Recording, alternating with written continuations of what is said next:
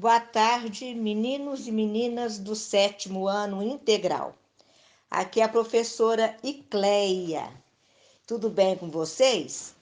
Meninos, eu vou dar aula para vocês de História e Geografia, né? Já dei as aulas de Geografia da semana passada e amanhã irei dar outra aula de Geografia para vocês e na quarta-feira e na sexta-feira eu darei aula de história.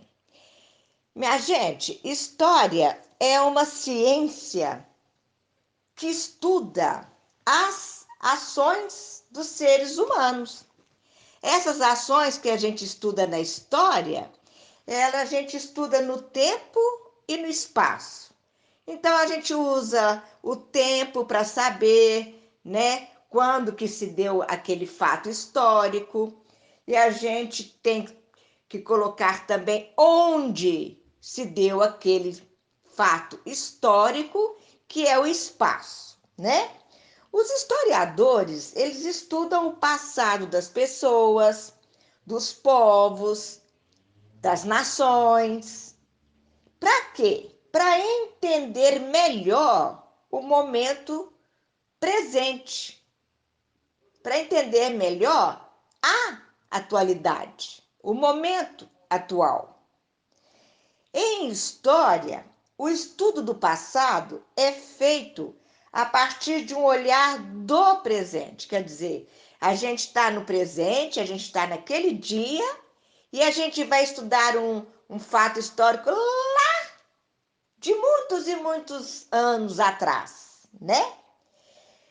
Porque nós vamos buscar compreender as mudanças que ocorreram desde quando se iniciou a civilização no mundo. A história ela vai nos permitir entender como as sociedades se organizaram, seus costumes, o seu cotidiano, a produção das riquezas, as mentalidades de cada povo naquela época, né? Os historiadores eles escrevem sobre o passado utilizando as fontes históricas, que é muito importante para o estudo da história. O que é fonte histórica? É tudo que nos traz informações para nós entendermos, para nós compreendermos a história, aquele fato histórico, né? Para estudar o passado e compreender melhor o presente, a gente tem que saber as fontes históricas. Por exemplo, fonte histórica escrita. A gente vai ler uma carta, uma lei, um jornal, um livro, um diário, uma letra de música, né? E as fontes visuais? A gente vai ver uma pintura, uma fotografia, um filme, um mapa, uma história em quadrinhos, né? E o resto? A gente vai também ter como fonte histórica as fontes materiais. Quais são elas? As vestimentas daquela época, as armas daquela época, os objetos, as moedas, os vasos de cerâmica, as joias. Gente, tudo isso nos traz condições de compreender aquele fato histórico. Tem mais fonte histórica? Tem. As fontes sonoras, as gravações, né? As músicas, as canções folclóricas. Tudo isso, minha gente, faz a gente entender o fato histórico daquela época, naquele lugar, naquele país, né? Naquela cidade. Por que a gente precisa do calendário? Eu tenho certeza que na casa de vocês tem um calendário, né? Que é muito importante para a gente organizar o dia a dia da gente, né? O que que a gente vai fazer, o que que a gente tem para estudar, que dia que eu vou ter a matéria de história, que dia que eu vou ter a de geografia, não é? Então, para nós nos organizarmos, tem que ter o calendário. Eles foram criados para organizar as sociedades, né?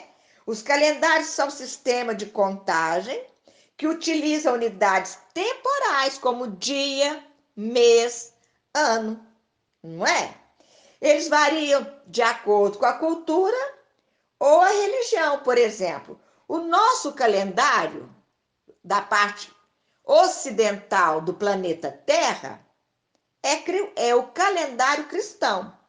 Marca os anos a partir do nascimento de Cristo, usando a letrinha A.C, quer dizer, antes de Cristo, e depois de Cristo, usando a letrinha D.C. Nós temos também, na nossa história, né, para entender a história, os períodos da história, né? Temos a pré-história, onde começou as civilizações. Aí, quando surgiu a escrita, já estamos na história propriamente dita. Aí tem a Idade Antiga, a Idade Moderna, a Idade Contemporânea, que é essa idade que nós estamos nela, né? Tudo isso é feito para entendermos a ciência e a história, né? E os séculos, as décadas, os milênios, nós temos também que entender para compreender aquele fato histórico. Por exemplo, a Revolução Francesa de 1789 foi no século XVIII. O descobrimento do Brasil em 1500 foi no século XVI, né? Então é muito importante também os períodos, os séculos, os milênios, quer dizer, há 1000 anos atrás teve um fato histórico importante, é um milênio. Há 10 anos atrás também teve outro fato importante, é uma década. Tudo isso é importantíssimo para o estudo de história, essa matéria tão bacana e tão importante. Então, nós iniciaremos no 7º ano integral, que são vocês, as nossas aulinhas de história, quarta-feira e sexta-feira. Então, até quarta, se Deus quiser. Olá pessoal, eu sou Gislaine Angeli, sou professora de História e hoje começamos as aulas da disciplina aqui no canal Tubo Aulas com o conteúdo de tempo e a história para fazer uma introdução.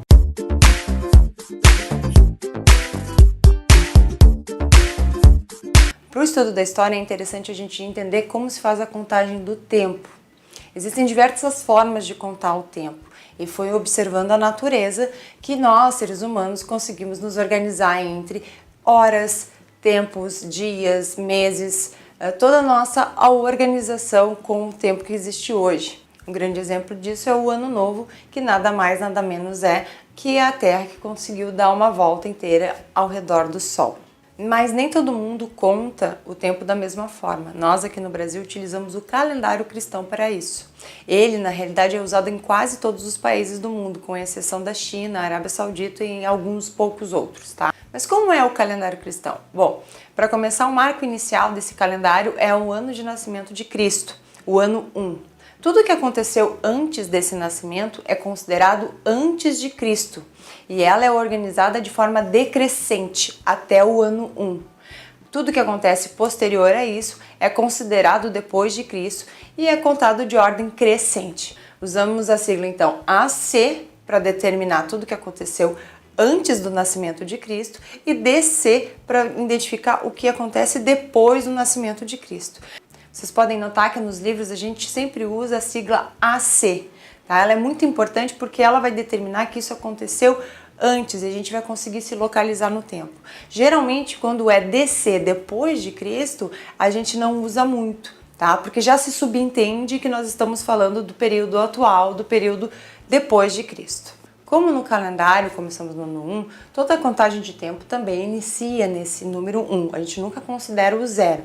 Então, quando a gente vai fazer as contagens de década, século e milênio, a gente sempre tem que ter na nossa mente, na nossa cabeça, que nós começamos a contar pelo número 1. Décadas são um período de 10 anos. Então, a gente começa no ano 1 e vai até o 10, começando uma outra década no ano 11 até 20 e assim sucessivamente. Quando nós falamos de século, são 100 anos e começa no ano 1 e vai até 100, começando um novo século no ano 101 e assim por diante. O milênio segue a mesma lógica, só que ele trabalha com um período de 1000 anos, ou seja, começa no ano 1 até o ano 1000 e troca o milênio assim no 1001 e assim por diante, certo?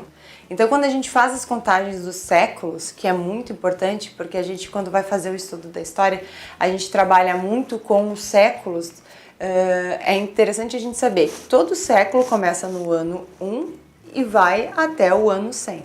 Por exemplo, se eu estou falando de algum outro século mais à frente, o século XV, por exemplo, eu estou falando do período que inicia em 1401 e vai até 1500. Porque o nosso calendário começou no ano 1.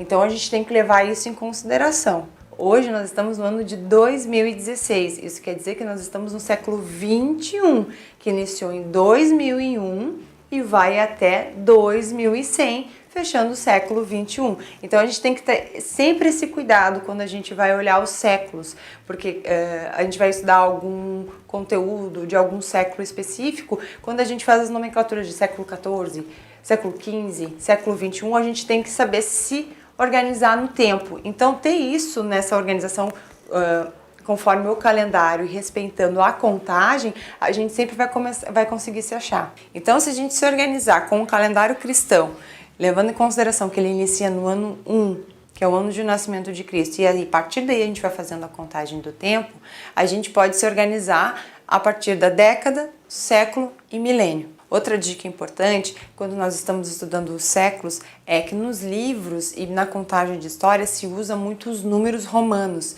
Então é interessante a gente também saber os números romanos para a gente não se confundir na hora de saber qual é o século que se está falando, porque a gente pode errar o que a gente está trabalhando e o século por simplesmente não saber os números romanos. Então aqui na tela eu vou colocar os números romanos na organização dos séculos de 1 a 21 e você dá uma paradinha, dá uma olhada, dá uma estudada nisso, busca outras fontes para também buscar, para trabalhar essa questão dos números romanos, porque isso muitas vezes atrapalha muitas pessoas na identificação da questão ou no estudo da história, tá, pessoal? A periodização da história que eu vou apresentar para vocês, ela foi criada pelos historiadores europeus.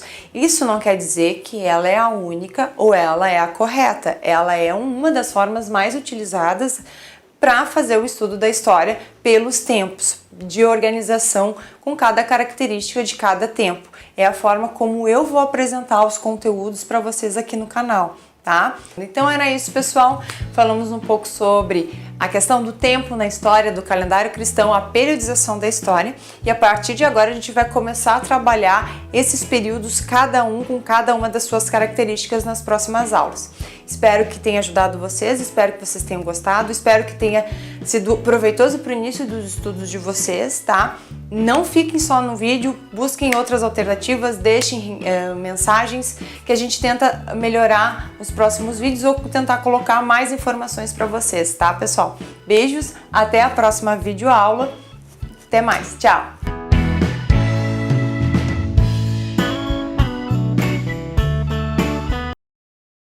Oi pessoal, sejam bem-vindos ao canal Historiação Humanas. O meu nome é Gêner Cristiano e você está assistindo a aula número 2 sobre a introdução aos estudos históricos. A aula de hoje começa com as fontes históricas. Depois falaremos um pouco sobre as disciplinas que auxiliam o trabalho do historiador. E, por fim, apresentaremos a você o significado de fato histórico e os cuidados que devemos ter em relação a eles. As fontes históricas são os registros produzidos pelas diversas sociedades que existiram no passado. Todo e qualquer tipo de registro produzido pelos seres humanos é considerado uma fonte histórica. Por onde o homem passa, ele deixa rastros, vestígios, informações. Algumas dessas informações são mais fáceis de serem encontradas, já outras são mais difíceis. Mas o fundamental é que você saiba que as fontes históricas são as matérias-primas que permitem que os historiadores realizem o seu trabalho de investigação do passado. Está lembrado da última aula? Eu disse que o historiador só analisa o fato histórico depois que ele acontece. Pois então, as fontes históricas, esses registros produzidos no passado, trazem consigo diversas informações que permitem um trabalho de reconstituição dessas organizações sociais. Os historiadores não têm acesso a todas as fontes históricas. Por isso, o nosso conhecimento do passado é sempre parcial. O conhecimento do passado é uma espécie de quebra-cabeças, faltando um monte de partes para ficar completo. As fontes históricas são muito variadas. Hoje, praticamente qualquer registro pode ser considerado um documento relevante para o trabalho de investigação do historiador. Por exemplo, as páginas de internet, podcasts, blogs e conversas no extinto Orkut ou as sensações do momento nas redes sociais, tais como o Facebook e o WhatsApp, são utilizados como registros históricos para compreender e interpretar o comportamento dos seres humanos. Agora vamos falar sobre alguns tipos de fontes históricas. O historiador se utiliza muito das fontes escritas. Elas podem ser de natureza oficial ou particular, tais como cartas, textos de jornais, testamentos, leis, poemas, obras literárias, entre muitas outras. Temos também as fontes iconográficas. Eu adoro trabalhar com iconografias. Elas dizem respeito ao mundo das imagens, tais como cartoons, charges, obras de arte, fotos de família, pinturas rupestres, os vitrais de uma igreja e coisas desse tipo. Não podemos deixar de falar das fontes orais, tais como filmes de cinema, relatos de comunidades organizadas na tradição oral, músicas, cantigas populares, entre muitas outras. Quando uma determinada sociedade não possui registros escritos, as fontes orais, passadas de geração em geração, acabam se tornando uma das fontes históricas mais importantes para analisar o passado de um determinado grupo. O historiador é uma espécie de investigador do passado, e todo bom investigador precisa de uma equipe para auxiliá-lo, pois o trabalho de investigação do passado é extremamente complicado. Além disso, trabalhando sozinho, o historiador não dispõe de todas as ferramentas para coletar as informações e extrair o conhecimento do passado do jeito que ele necessita. É por isso que a história sempre recorre a outras disciplinas para desenvolver o seu trabalho. Vamos analisar algumas dessas disciplinas que auxiliam o historiador a partir de agora. Começaremos pela arqueologia. O trabalho dos arqueólogos é de fundamental importância para os historiadores. As escavações feitas por eles são capazes de descobrir cidades inteiras debaixo da terra. É debaixo dessa terra que se escondem verdadeiras minas de informações a respeito de sociedades praticamente esquecidas. Comunidades inteiras debaixo da terra revelam textos escritos, vestimentas, fabricação de tecidos, utensílios domésticos, entre tantas outras informações que nos permitem ter acesso a alguns fragmentos do passado. Pois, como eu disse, é impossível conhecer o passado em sua totalidade. É por causa do trabalho dos arqueólogos e paleontólogos que podemos afirmar, sem dúvida alguma, que um dia os dinossauros habitaram o nosso planeta. Os fósseis que são encontrados até hoje não deixam nenhuma dúvida a esse respeito. A utilização da geologia e da técnica do carbono 14 pelos arqueólogos possibilita estabelecer com certa precisão a idade dos fósseis encontrados por eles. Agora vamos falar um pouco sobre a geografia. A geografia é outra aliada fundamental dos historiadores. Geralmente, os estudantes que gostam de história também costumam admirar muito a geografia. A produção de mapas, os estudos demográficos que ajudam a explicar as variações da população humana, os estudos sobre a ocupação do espaço geográfico, dentre muitos outros temas, ajudam os historiadores a montar as peças do quebra-cabeça do passado. Está lembrado da última aula? Eu falei que sem o tempo não há como estudar história. Pois bem, não existe tempo sem espaço. Se o tempo é o ponto central dos estudos conduzidos pelos historiadores, o espaço é fundamental para o desenvolvimento do trabalho dos geógrafos. A ação das sociedades humanas no tempo e no espaço geográfico é tanto um elemento de estudo dos historiadores quanto dos geógrafos. A diferença é que cada um aprofunda os seus estudos em um elemento diferente. Mas, na verdade, as fronteiras entre história e geografia estão se cruzando o tempo todo. A nossa aula se encerra por aqui. Em nosso próximo vídeo, iremos analisar um dos maiores motivos de conflitos na disciplina de História, o fato histórico. Acesse os links na descrição do vídeo, inscreva-se em nosso canal e cadastre o seu e-mail para ficar atualizado sobre as aulas mais recentes de Historiação Humanas. Não se esqueça, temos encontro marcado toda segunda e quarta às 21 horas. Um forte abraço e até a nossa próxima aula!